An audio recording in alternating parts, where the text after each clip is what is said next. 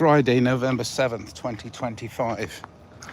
I'm doing some practical tasks whilst talking about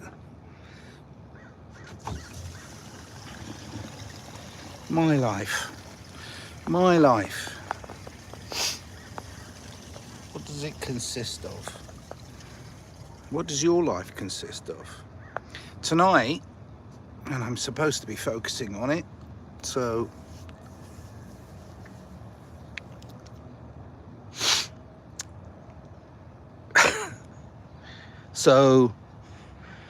gosh, tonight I'm performing live at a club, a very small club, but it's very nice, in Sunland. It's called Sunspace. I'll put a link underneath, but you know, I'm playing a live show and there's quite a lot of it that's being left up to chance, because when you play live it's dependent on so many different things. And I'm also playing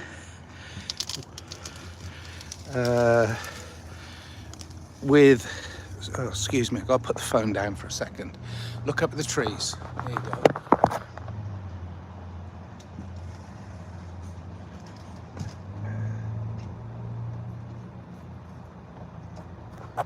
Okay, there you go. I'm playing with a drummer for the first time in a long while. I haven't done a show with a live drummer for quite a long while. I think it was 2014. Can't remember. Anyway,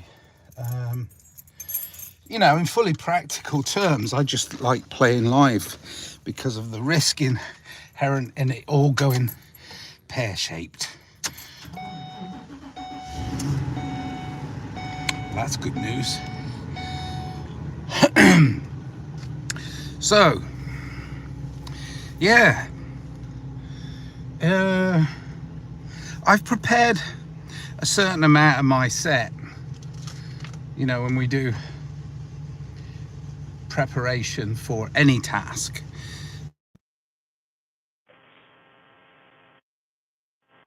when we're preparing any task that we set ourselves on, what we do is we do our best to get all our ducks in a row and then see how it goes. So I've done all the prep, got all the moving parts in a place where it should be fine, but there are some moving parts that aren't how people would practically do something. It's like it's again it's weird. It's like it's how Nigel would do it, because look, many reasons. I mean, sure, it would be nice to have all the equipment necessary to just be able to plug it in and just go, okay, I know this is going to work and I have a backup for that. But no, this is a complete deviant way of playing live with electronica. So I'm using lots of different things. Anyway, we'll see. I know it'll be fun because I'm determined. I have a determination to express myself freely and have fun doing stuff. So that is the basis of my performance tonight. So that's part of what I want to report today. The other part of what I want to report is the practicality of challenges. You know, the practicality of challenges. In other words, setting yourself a goal, challenging yourself to be in an uncomfortable position. You know, I want to talk about it as regards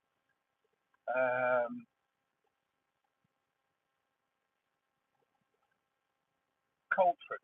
Let's just look at culture. I live in a country that is predominantly the language of this country is English.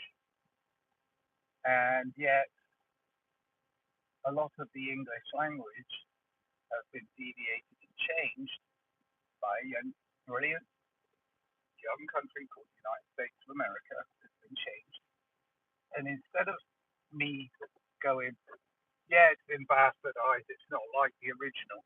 Well, the original was bastardized. The original was a bastardization. I mean, when you think about what the British did when they went around conquering, so gross to even think about, but it's true. I mean, Britain went all around the world, put this flag in the ground saying we own you, which is bullshit, but they did it. So when a country like the United States of America changes certain aspects of the language, it's like, is it for deviant means or is it for just ease? And also like setting their own identity even with the language that they've adopted and somewhat European based parliament that they have as governance, which I don't agree with, but at the same time it still exists. So culturally, I think that America is a challenge. The United States of America is a challenge for a lot of English people, even though the basis of the language and the written law and the Constitution is all in English. It's still, to me, the same historical control system. Language can control a culture. I think there's a great quote which I won't be able to remember, but it's Philip K. Dick talking about language. I'll try and dig it out and put it in the notes underneath. Anyway, so I mean, to me, it's like we have to rise to the challenge of everything that seems to be infiltrating our cultural narrative. We have to rise to that challenge, and the current challenge for me is how do we stay human, real, organic, in a society that is supposedly being led by the nose, like some bull, into a much darker world that is run by machines. So that's my major concern is like you're seeing me on a 2D screen. How good is AI right now? How good is Chat GPT right now at mimicking me? Is there another video out that's very, very popular that is that is an animated version of me that isn't me, but it's so close you would never know the difference. I mean, I've got lots of friends who become popular, news reporters, journalists, mostly media people, who become popular and then find out that there's another channel being created with them of their channel. I mean, it is like an episode from Black Mirror. So I don't know. Anyway, hello. Got some people in the old chat room. Hi, hi. Well, say hi enough times and you get the number one crown. Are you old? No, no. I'm not an ancient. I'm fairly new this time round. I must be, otherwise I would have been wiser. If you've been round this circle many times, then you would feel a sense of ease at knowing that you've lived through these trials and tribulations before. But I don't feel that sense of ease. I mean, I'm easy with my way, the way I have to determine my sense of love and peace that I want to bring to this world. Yeah, I'm easy with that. But am I easy with what I'm seeing happen in society? No. So if I had a sense of history, in other words, if I was old, I've been round this loop before many times, and I do feel sometimes in contact with former selves. I don't know if that's anything to do with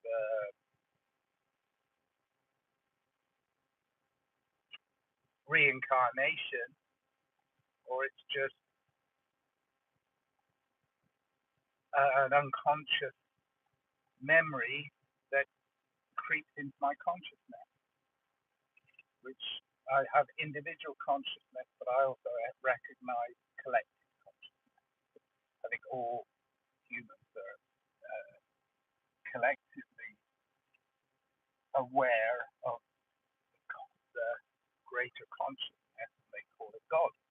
And that's okay. Consciousness is God. God is consciousness, but it's collective. And then within it, I think we have our own consciousness, which we end up building morality around our moral standing. I mean, my moral standing is do no harm, but my moral standing is really do not be violent under any circumstances. Do not be violent, because I'm a pacifist, and it's something to be very proud of in a world that is run on war. If you can stand aside and say, I will not partake in war, I will not. So, maybe I've been around a few times. How old are you, Jack Bem N5K? Are you old? Are you old? I'll ask the question back at you. But anybody got any serious questions out there, just type them up and I'll answer them, because I know everything. I said that so casual. It's because I believe that you know everything. We know everything we're supposed to know. There are things that will remain a mystery. They'll remain a mystery because we're human.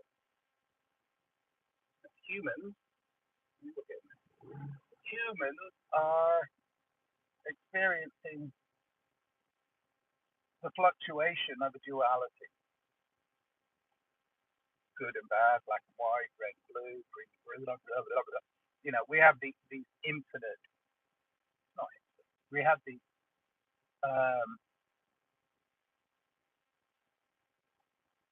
tendencies towards light and dark, and we have to find somewhere in the middle where we can experience both, but at the same time err towards the lighter side, which is the more within consciousness, within God. That's where we've got, because we're going there. I mean, all of us are going to die. Hopefully not tomorrow. Hopefully not today. Hopefully not now. No, I'm not afraid of death. The thing is, death is coming, and that's good that it's coming, because I get to see the other side. So, infinity. I don't think we can even grasp. I don't even think even some of the top theoretical mathematicians can actually grasp the idea of infinite. Like, we can do the little 8 on its side, we can do the old Mobius, we can do all of those things, but do we actually know? Do we actually understand or feel what it's like to be endless, gigantic, enormous, beyond enormous, infinite? Can we possibly know that we're not going to die? I'm not going to die. My body will give up. My mind will give up. My mind won't give up. I think my mind might be encased in my soul. My brain will die. My heart will die. My physical encasement could go away, rot. But will my spirit be sentient in its infinite journey? That's always going to be a mystery, isn't it? I think I am. No, I have to believe I am. You can't think you are and then be fluctuating. That's where it is. This is that human thing again. We're fluctuating. fluctuate. Are we real? Is it real? Are you really real? Tonight's performance will contain that question. What is real? What's real right now is the heater's working in my wonderful practical motorhome. I'm glad I got this motorhome that I live in. It's a little one, but it's good. Heater's working. Yay!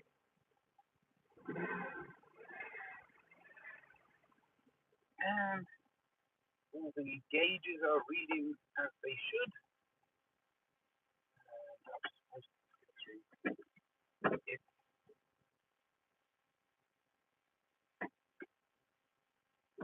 here to make sure that the oils and lubricants travel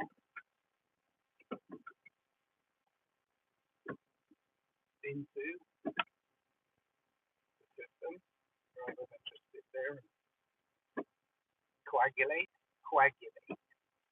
It's the same as a human, really. You know, you've got to get the blood going round the old system, innit? That's what your ticker's for. That's what the old ticker's for, you know? Pump that blood around. And I've been helping a friend who's had problems with a dodgy ticker. I had a dodgy ticker once, and they fixed it, so that's good, you know. Anyway,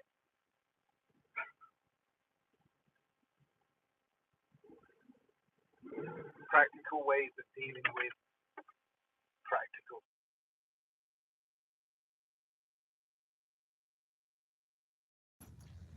That was good. Good test. Good test. Right, I get. Oh, I'm gonna make breakfast now. No questions in the old chat. Gonna have a look around the yard. Yeah. Oh, I don't know. How long? Oh, yeah. Whew.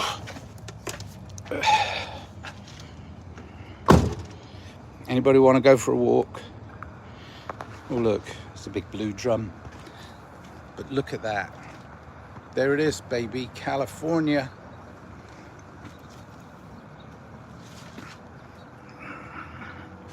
And the fruit on the vine is all mine, all mine. No, it's a beautiful thing. Some of the rats and birds and various critters are helping themselves to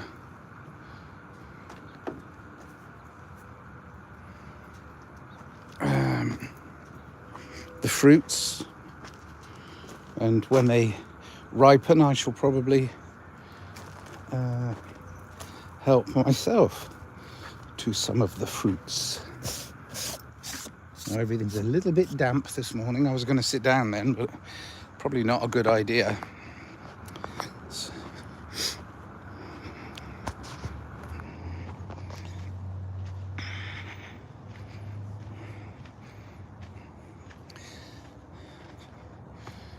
California, baby. There's nowhere different in this world that I would rather be. I mean, at the moment, being in Southern California seems to me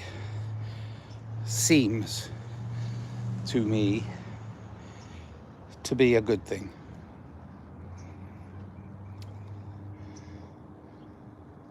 I get reports from friends all over the world, and they're all right, you know, just getting on with their life. But it seems a little more depressing in certain areas, a little bit more depressed. And depression is a weird thing, you know, because it's really just your brain producing doubts, you know, the constant doubt that any of this is real, that any of this is what we want it to be. And there's the core of it, really, is what do you want? What do you want it to be? I mean, most older people like me want it to be something that they remember. You know, a good time. I remember when it was so, and it's like, yeah, me too. I remember it too. But I'm going to make a good time out of now. Why? Why? Because, thank you, Noel. Because that's what I have. I mean, I know I've lived and experienced a lot of things, but I have now. And how can I make now as good as it's ever been? Well, because there's so many good things. There's so many great things that I've learned that I can put into action. One of the greatest things I've ever learned that I put into action, I learned when I was born. I was born with this idea of unconditional love. Yeah, we put names on it, and the Greeks were very good philosophizing about it, but in truth, I've kept my own personal joy at being alive. I've kept it alive, and I will go out that way. I'm convincing myself right now, but I will go out that way. I don't want to die screaming in pain. I don't want to die prematurely. I want to go when it's time to go, and when I'm at peace with it. Well, I'm always at peace with the idea of it, but I'm not at peace with leaving this human experience without having a full experience. And when will the full experience come to an end? Nobody knows.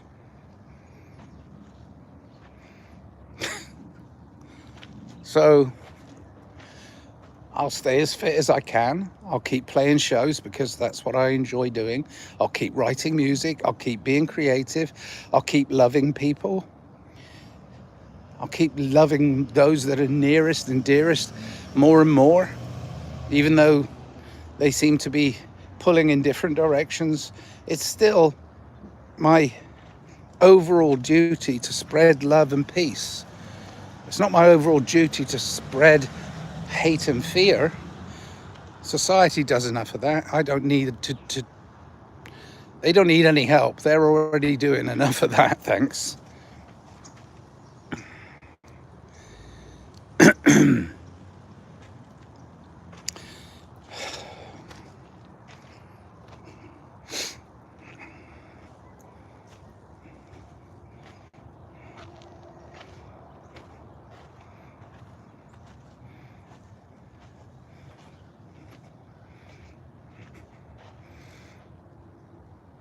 It's going to be a beautiful day.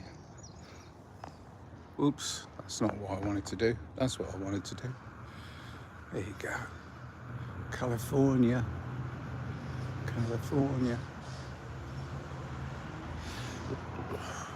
I love where I live. It's a bit messy sometimes, but then so's life, isn't it?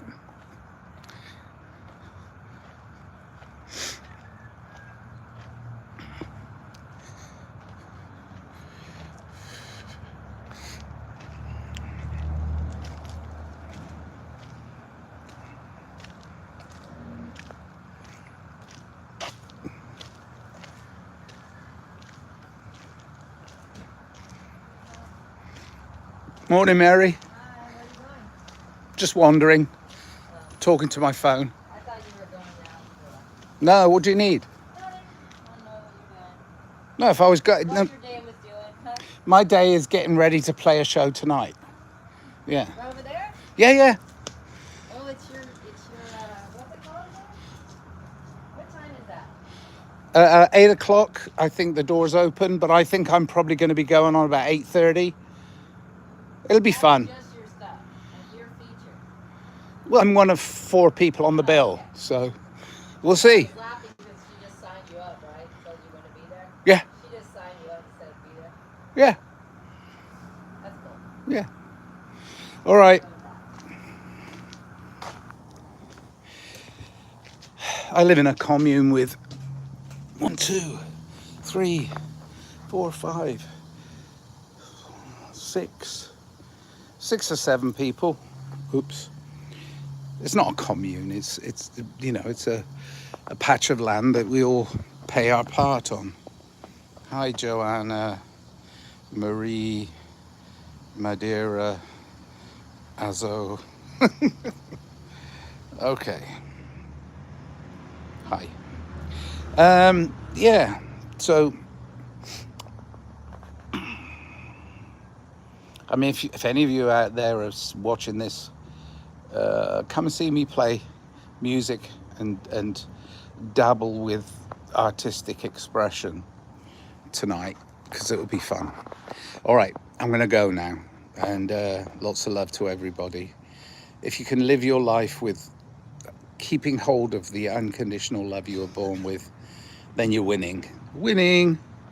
Oh dear. Love, live life. That's all you need to do. And sit beneath the trees and look at the beauty of the sunrise and the birds and the critters. It's all beautiful, you know. It's all there for you. Oops, bird just flew past. All right, lots of love. Bye.